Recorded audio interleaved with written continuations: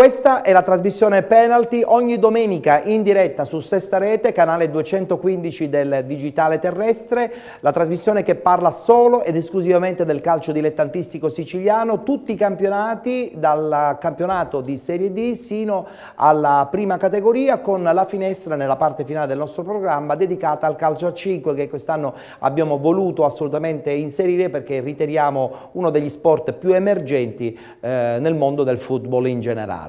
Abbiamo sempre qui la bellissima Giulia Bonaccorsi, una delle nostre due penaltine, mentre in postazione è andato via Ciccio Rametta e ci ha raggiunto Antonio Borzì. Ciao Antonio. Ciao Ettore, buonasera a tutti. E con lui parleremo chiaramente del campionato di prima categoria, gli 8 gironi, 4 con schermata, quindi con un commento più dettagliato, mentre gli altri 4 verranno affrontati solamente con un commento veloce e comunque sempre molto tecnico. Abbiamo, come annunciato qualche minuto fa, un altro ospite. Insieme a Ignazio Orefice abbiamo adesso la presenza di Angelo Costa, ACI Catena, prima Buonasera categoria. a tutti. Buonasera. Buonasera Angelo, come stai? Tutto a posto? Tutto bene, tutto bene. Mi fa piacere rivedervi ancora una volta insieme in campo un paio di anni fa con Mister Tortorici a Bronte, adesso con Mister Tortorici che ha abbandonato insomma la figura dell'allenatore, mentre invece vedo che voi continuate ancora a stare sempre in campo. Chi in campo ci sta a 360 gradi sei tu, Angelo, mentre invece Ignazio adesso fa l'allenatore e devo dire con grande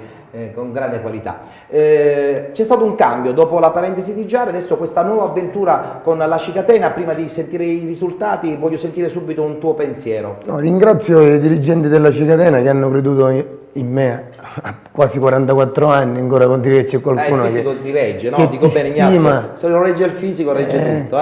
Dopo 3 anni passati a Giarre, fino a ottobre ero lì e facevo il capitano, adesso ricomincio una nuova avventura con la speranza di dare ai giovani. Ma tu non molli mai, sono convinto che insomma continuerai ancora a sorprendere tutti, non soltanto quelli della Catena, ma anche chi gioca con te e chi è anche avversario della tua squadra.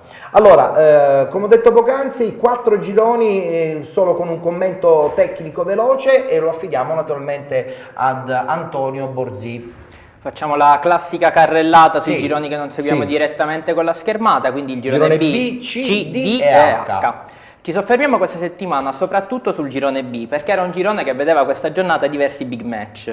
Avevamo il Casteltermini che giocava contro l'Eraclea, che è la quarta in classifica, e il Casteltermini vincendo 5-2, quindi una vittoria abbastanza rotonda, si conferma in testa alla classifica. Altro big match era quello fra il Prizzi e il Siculiana, che vedeva il Prizzi terzo e il Siculiana secondo. C'è stato il sorpasso del Prizzi con la vittoria 2-0. Però da sottolineare come in questo girone il Casteltermini abbia ben 10 punti di vantaggio, quindi visto il girone di ritorno possiamo dire che ha vinto, diciamo, il girone.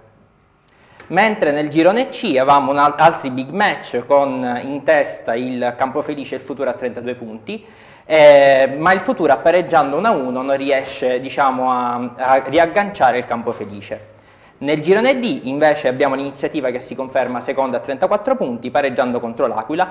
Nel girone H sembra un girone a 2 velocità, con il Gela che vince 9-1, mentre il Barrese, che è il secondo in classifica, vince 6-1.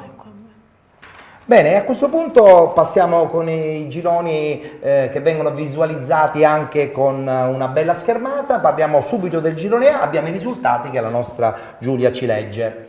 Iatina Pro Monreale, Bolognetta 0-4, Sparta Palermo, Borgata Terrenove 0-4, Campobello, Città di Castaldaccia 0-1, Bagheria, Città Isole delle Femmine 4-5, Ezio Roma, Don Orione 1-1, Partini Caudace, Equip Comprensorio Palermo 1-1, Riposa, Bonagia Sant'Andrea. Può già partire la schermata della classifica, dove abbiamo appunto il Borgata Terrenove con 35 punti in testa. Il commento Diciamo di che Antonio. il Borgata Terrenove dei Grandi non accenna a fermarsi, si conferma prima a 35 punti, guadagna anche nei confronti del Partinico che pareggia in questa giornata.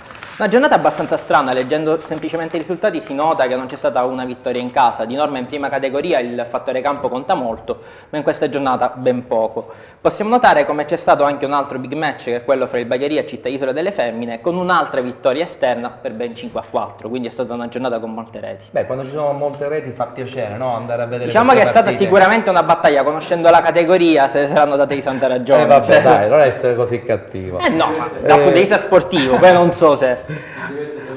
Si diverte solo il pubblico, Esatto. ma ben venga, ben Sono un venga. ex portiere, si diverte solo il pubblico in quei casi. Allora, adesso parliamo del girone E, anche perché abbiamo un ospite che insomma è in prima persona coinvolto. Girone E, i risultati della seconda giornata di ritorno, oggi domenica 12 di gennaio. A te. Calatabbiano, Aci Bonaccorsi 2-1, Ionica Football Club, Desport Gaggi 4-0, Aci Sant'Antonio, Lineri Mister Bianco 5-0, Città di Aci Catena, Messina Sud 2-1, Sporting Club Giardini, Milo 1-1, Real Santa Venerina, Robur 1-1, Trecastagni, Russo Sebastiano 2-1. Un Trecastagni che sul filo di lana riesce a battere la Russo Sebastiano e continua la sua marcia al primo posto. Guardiamo la classifica e abbiamo anche il commento di Antonio. Che come ogni settimana dobbiamo dire, Trecastagni vince, quindi si conferma in vetta. Però il Calatabbiano non molla, abbiamo avuto la settimana scorsa ospiti dei giocatori del Calatabbiano che hanno confermato come, anche se è difficile, hanno detto che il Trecastagni è un'altra realtà, tentano in ogni caso sempre di accorciare le distanze. Volevo fare una domanda al nostro ospite, coglievo l'occasione. Certo, chiaro. Questo Trecastagni è così forte oppure si può battere se c'è un punto debole? No, il fatto di poterlo battere, quello fa parte del gioco, quindi... Però dico che una squadra come il Trecastagni, con l'organico che c'ha, in promozione può fare un campionato sempre di vertice. È il discorso che facevamo prima, Quindi, magari anche per motivi economici. Allora batterlo, no? lì anche i giocatori si sono rimessi in discussione scendendo di categorie, gente che fino all'anno scorso faceva l'eccellenza. Certo, quindi società- allora è proprio imbattibile. Secondo me il campionato lo vincono loro, niente togliendo al Calatabbiano, che anche lì ci sono dei giocatori che hanno fatto le Certo, cose. certo. E l'Aci Sant'Antonio di Tosto, 31 punti. Anche lì a dicembre hanno preso tanti giocatori che quest'anno giocavano in promozione e sono un po' attardati, hanno preso lo sconto diretto settimana scorsa, quindi Sarà un po' difficile i playoff recuperare. se li giocheranno alla grande. Playoff dove insomma entra a furore di popolo questo Città di Aci Catena con i suoi bei 24 punti. Dobbiamo capire bene dove vuole arrivare questa Aci Catena. Dai, dacci qualche notizia. La società è giovane, visto che la Cicatena, diciamo il vero Cicatena, Quello storico. quest'anno ha fatto la terza categoria, ma so che dalla settimana scorsa sono scomparsi. Addirittura, quindi voi siete rimasti l'unica realtà di Aci Catena. Quindi adesso sì, adesso diciamo che l'unica realtà che c'è vicino è poi qualche squadra in terza categoria, quindi la società spera di quest'anno fare un campionato, diciamo... Sì, decente. però siete nei playoff attualmente. Sì, siamo lì, ce la giochiamo, ma guardiamo la realtà, c'è qualche squadra... L'umiltà, senti Antonio, Però l'umiltà. sa benissimo anche lui che ai playoff, quando ci arrivi, Sì, non lì ti sì. metti a guardare in faccia a Lì nessuno. sì, lì Quindi ce la giochiamo, se ci arriviamo, ce la giochiamo. scaramanzia prima di tutto. Però dobbiamo dire che andremo a giocare con squadre dove... Chiaro. Anche questo Milo, insomma, con 27 punti è lì nei playoff, per Sono cui stati insomma da anche noi loro molto 3 attrezzati. settimane fa abbiamo vinto, una bella squadra pure loro. Diciamo che è un girone di ferro. Diciamo. Tosto. Anche le squadre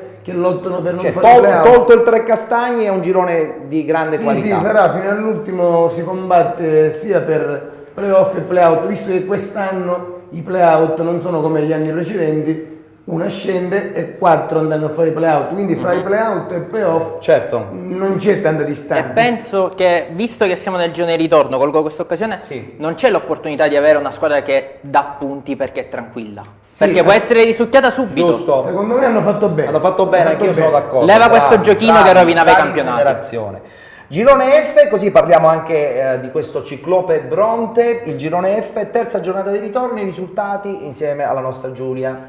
Città di Mascalucia, Gravina San Paolo 2-0, Belpasso, Città di Catania 2-1, Real Città di Paternò, Città di Maletto 1-0, San Giovanni La Punta, Città di Randazzo 0-2, Cometa Biancavilla, NBI Mister Bianco 2-1, Ciclope Bronte, Real Adrano 3-2, Città di Valverde, Tre Mestieri Etneo 2-1. È successo di tutto in questo girone, in questa giornata, il Città di Valverde che vince, ma soprattutto il Città di Catania che perde in un campo difficile come quello di Belpasso e perde anche insomma, lo scettro di prima classificata. Diciamo che per il Belpasso si può fare un discorso in certi sensi paragonabile a quello di Trecastagni, è sempre una piazza che ha un certo nome e un certo prestigio. Città di Catania perde e c'è questo cambio in vetta, salgono Randazzo e Valverde in testa alla classifica. Possiamo parlare anche del Bronte, si fa il discorso che si faceva prima. Nel senso che adesso con questo discorso dei play-out dobbiamo stare attenti dietro, ma c'è anche la possibilità di andare avanti perché non ci sono così tanti punti di stacco. Volendo con un girone di ritorno, usiamo questo termine, maschio, sì, si potrebbero ottenere dei risultati anche, fra virgolette, sperati. Certo. Ignazio, insomma, oggi era importante vincere per voi perché sennò il distacco dalla zona, tra virgolette, tranquillità sarebbe stato considerevole. Vincendo oggi avete quantomeno ancora alimentato il vostro sogno di tirarvi fuori il prima possibile dalla zona calda. Ma guarda, noi non abbiamo mai smesso di essere fiduciosi, anche quando nel giro d'andata facevamo discrete prestazioni e portavamo a casa 0 punti.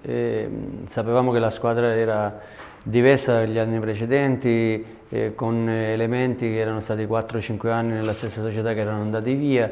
La squadra si era ringiovanita molto, ma la filosofia della società che da quest'anno si è arricchita del nuovo presidente. Ecco, adesso ci dai qualche notizia su questa nuova cordata a Bronte? No, c'è una persona che è il presidente Meli, Fausto Meli, che si è avvicinato alla società, che ha portato una ventata di entusiasmo e di tranquillità nella programmazione, di scommettersi. Fermo restando il presupposto di questa società, cioè a Bronte possono giocare solo ed esclusivamente giocatori brontesi. Ma mica è sbagliata questa solo cosa. locali. Io sono d'accordo. Dove si gioca veramente per la maglia. Oh, bene. Questo contento. È quello che io voglio. Deve essere questa proprio la mentalità della quello squadra. che io voglio puntualizzare. Io ogni settimana ho al campo 22-24 giocatori brontesi, tutta la settimana. Non manca mai nessuno, veramente danno il cuore, l'anima. Ci siamo rinforzati con un elemento di grande spicco che è Gianluca Catania, brontese anche lui. Sono entrati finalmente a regime qualche vecchietto come Imbrosciano e qualche altro, ma devo dire la verità, noi abbiamo in rosa molti 96, molti 95, 94 e stiamo facendo crescere qualche 97. Io faccio il tecnico della prima squadra e il tecnico della junior, per avere proprio questa continuità nel lavoro. Dicevo, avete anche Capace. Abbiamo anche Capace. Si allena seriamente? Si allena sempre seriamente, non mancano mai. Però va bene, questa è la nostra filosofia e il presidente che è venuto tiene molto a questa. Questo è importante. Volevi fare una domanda? No, anche perché in questo modo la prima categoria è una categoria che si fa soprattutto per passione, cioè è inutile che ci prendiamo in giro.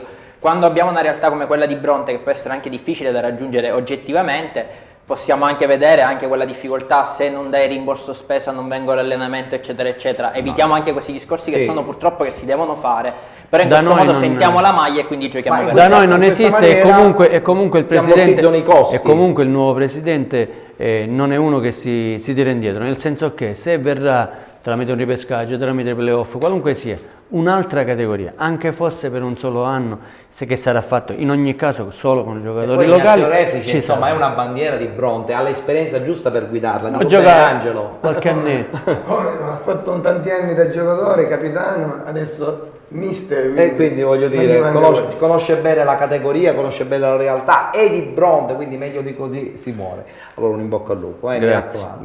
Chiudiamo il campionato di prima categoria, lo facciamo con l'ultimo girone in schermata, il girone G, e risultati e classifiche insieme a Giulia.